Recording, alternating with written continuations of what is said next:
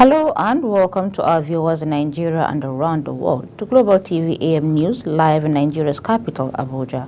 I am Fauziya Lukman. President Bola Tinubu has performed the Umrah, otherwise known as Lesser Hajj, in Mecca, Saudi Arabia, during which he prayed for God's divine guidance in leading Nigeria. The president embarked on the Islamic rite at the end of his official duties in Riyadh, the capital of Saudi Arabia, where he participated in the Saudi African Summit on Friday.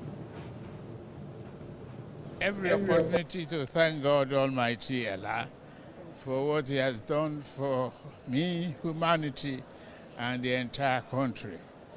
I am grateful to God for His guidance, His blessings, and His answers to my prayers and the country's prayers. For good of all. We have to give thanks to Him at every opportunity that we may have.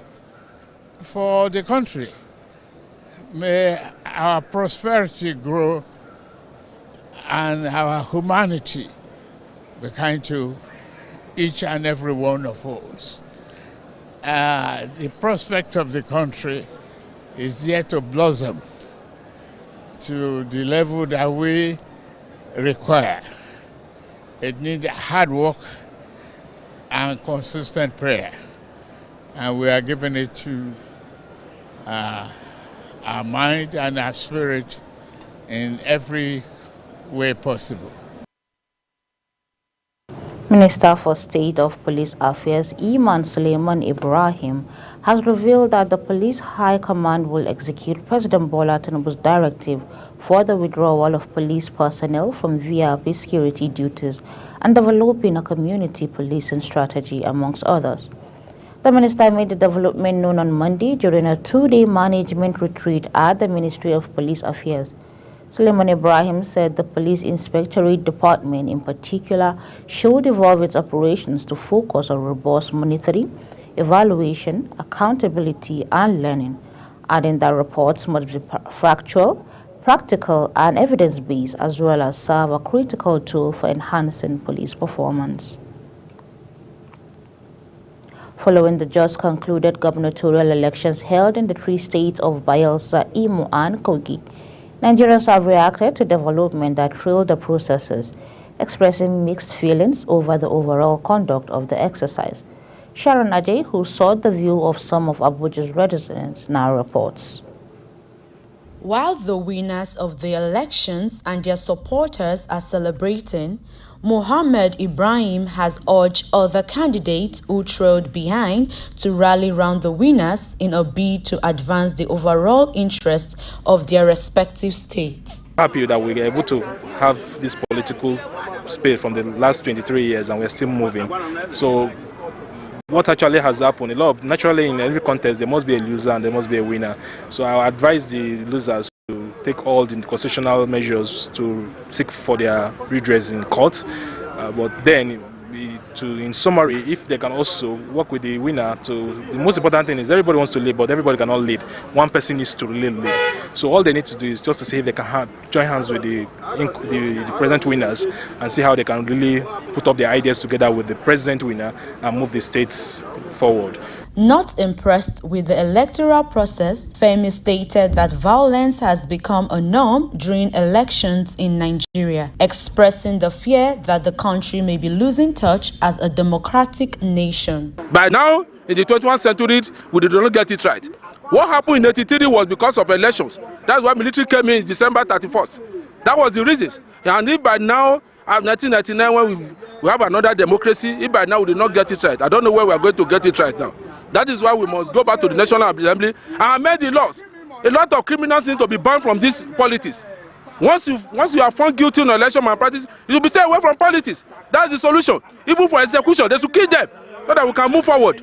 Otherwise, the criminal will continue to be affairs of Nigeria politics. On his part, Francis, apparently being subjective in his assessment, faulted the conduct of the election, alleged that the outcome is not devoid of a system characterized by sharp practices. They said the difference between Ododo and the second runner-up was less than the number of the wards that the election was not conducted election in. Now, if you look at the election generally, it was an electoral fraud, both in the 3 states, particularly in Imo State and Kogi State. In Kogi State, there was so much violence, there was even killing, there was instances of election result written before the election took place. So what do you call that? Even the electoral act that have been passed has taken no effect. And this is what is making the country to be like this. Sharon Ajay reporting for Global TV News. Former Chief of Staff, Lieutenant General Tukur Buratai says nation building and curbing all form of insecurity bedeviling the nation can be tackled when patriotic and committed Nigerians are recognized and awarded for their commitment to the cause of Nigeria. Buratai made the remark at our Nigerian News Award event held in the nation's capital, Abuja. Global TV's correspondent Anthony Momodu reports.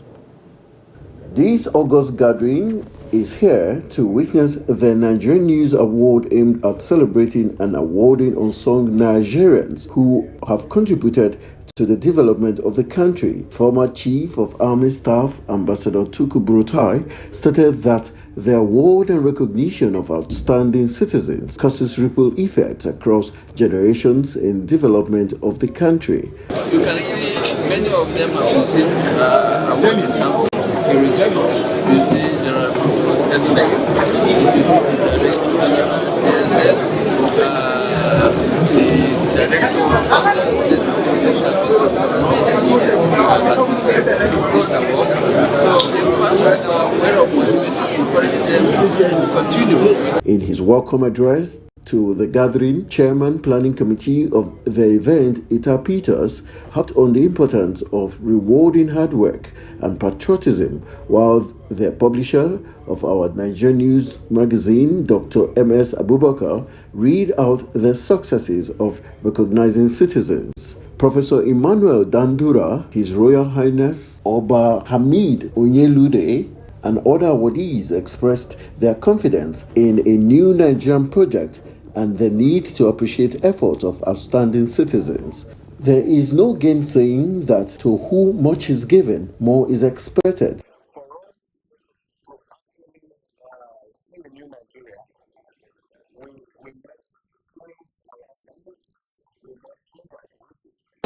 What you have demonstrated is integrity personified, and it makes this award to equate the national honor. He is from the southeast and Buratai is from the north, and you can see the synergy that they had with themselves. So this is the thing that we need to do. I am from Kogi State, but I have invested heavily. I put all my life in training children from Kano State because I knew that they need this impact.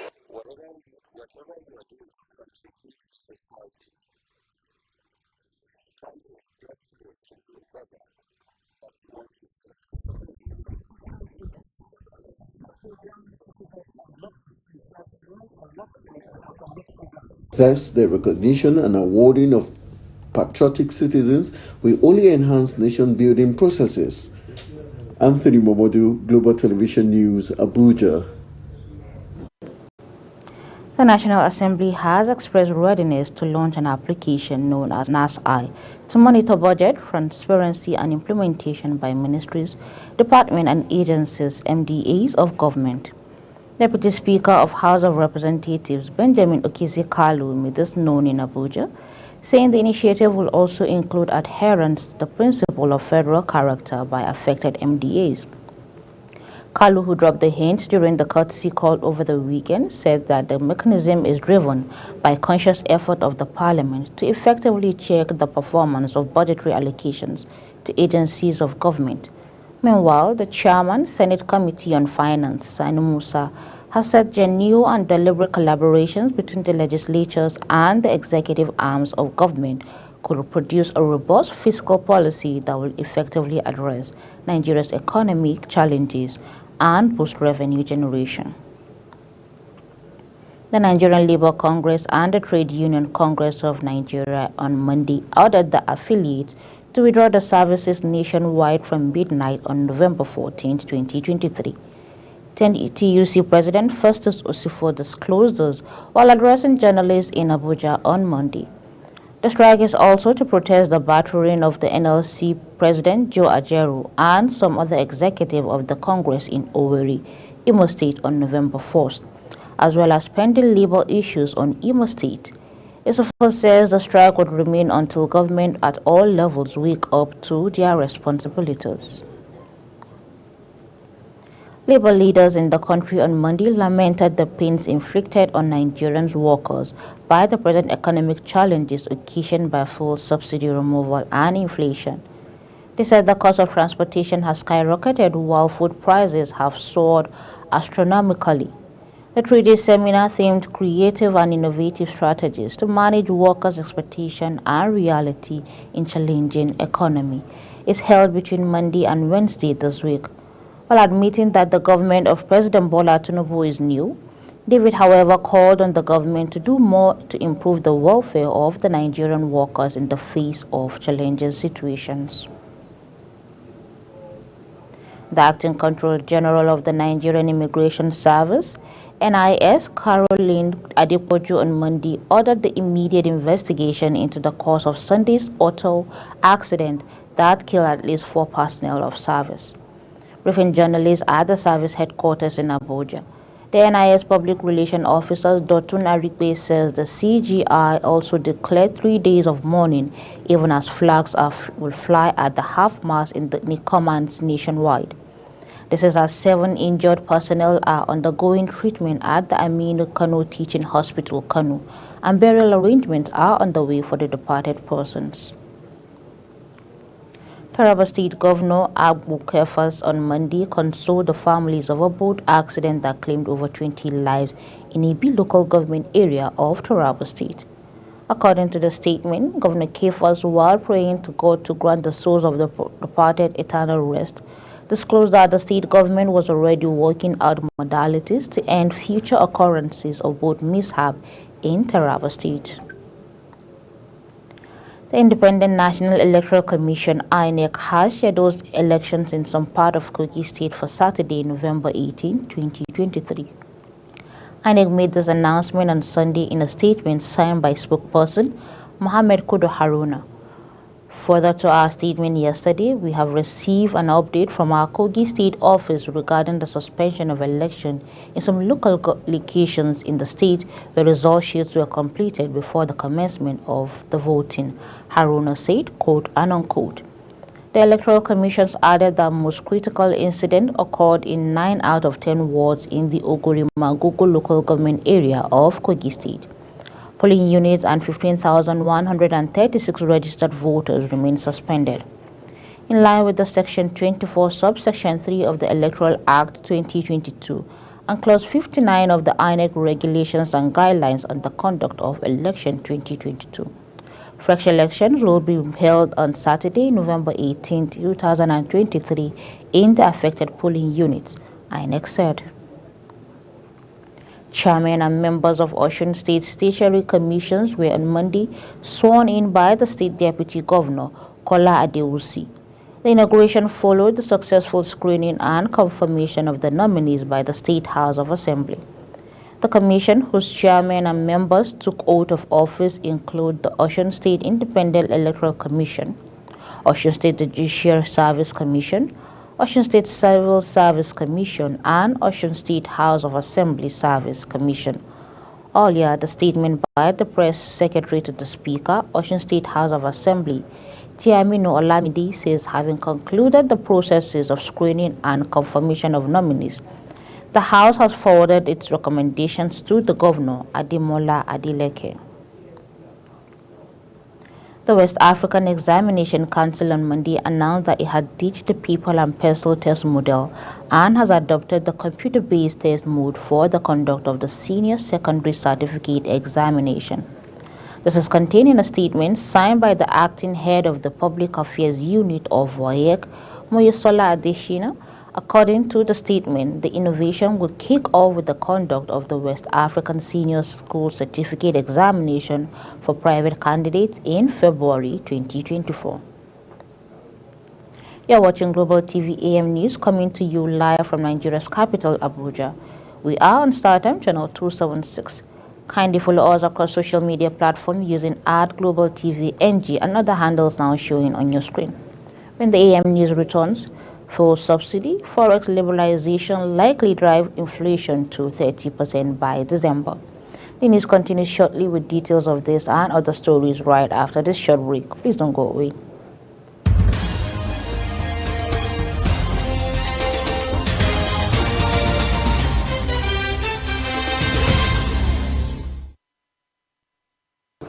Welcome back to Global Television, bringing you live broadcasts of the AM News from Nigeria's capital, Abuja.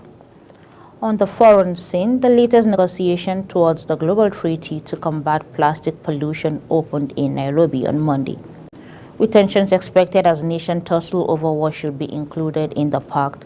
Some 175 countries agreed last year to conclude the 2024 United Nations Treaty to combat the plastic blighting oceans, floating in the atmosphere and infiltrating bodies of animals and humans. Negotiators have met twice already, but the November 13th and 19th talks for the first to consider a draft text by the treaty published in September and policy options in contain. The draft presenting the various forms will form the basis of the high-stake deliberations at the United Nations Environment Programme (UNEP) headquarters in Nairobi, with more than 2,000 delegates registered and advocates for the environment and plastic group also in the room. The negotiations are expected to get heated as the details are hammered out.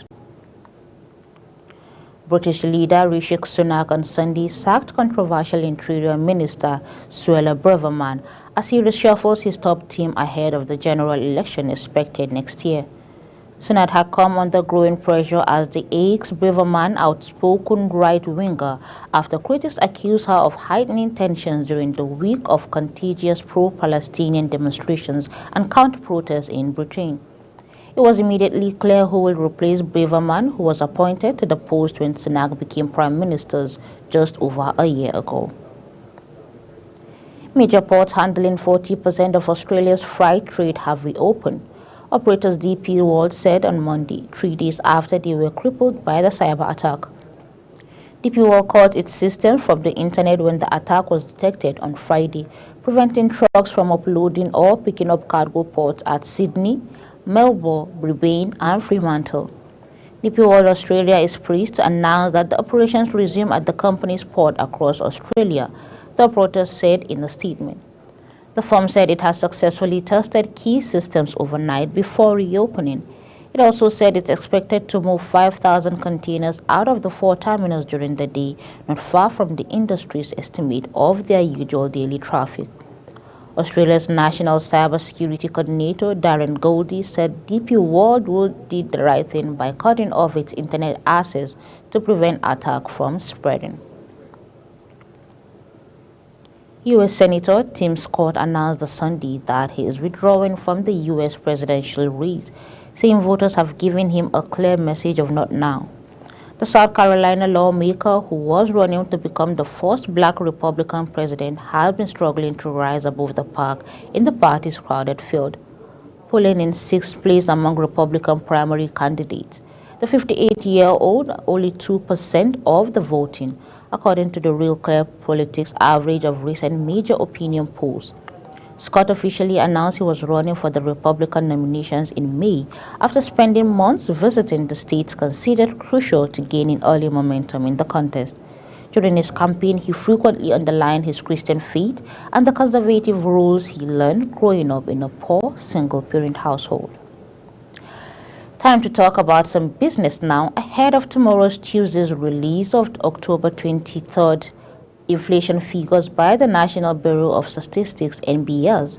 Multinational Professional Service Network (KPMG) has said that the headline inflation in Nigeria will reach 30% by December 2023.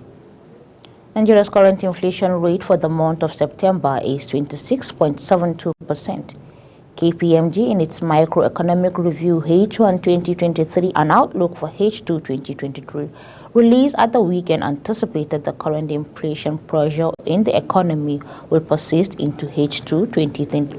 stressing that the headline and food inflation are unlikely to ease soon as the depreciation of the naira continues to reinforce the inflationary impact of the fuel subsidy removal via high input prices and production costs caused by imported inflations. The report noted that recently reforms in the petroleum industries like the fuel subsidy removal and the unification of the foreign exchange market will be responsible for the projected spike in price of foods and services. The Director General, National Pension Commission, Aishat Ahir Umar, has urged informal sector workers to embrace the micro-pension plan. Dahir Umar, who was represented by the head Southwest Zonal Office PENCOM, Sola Addition, spoke during the Commission's special day at the Lagos International Trade Fair, organized by the Lagos Chamber of Commerce and Industry in Lagos on Friday.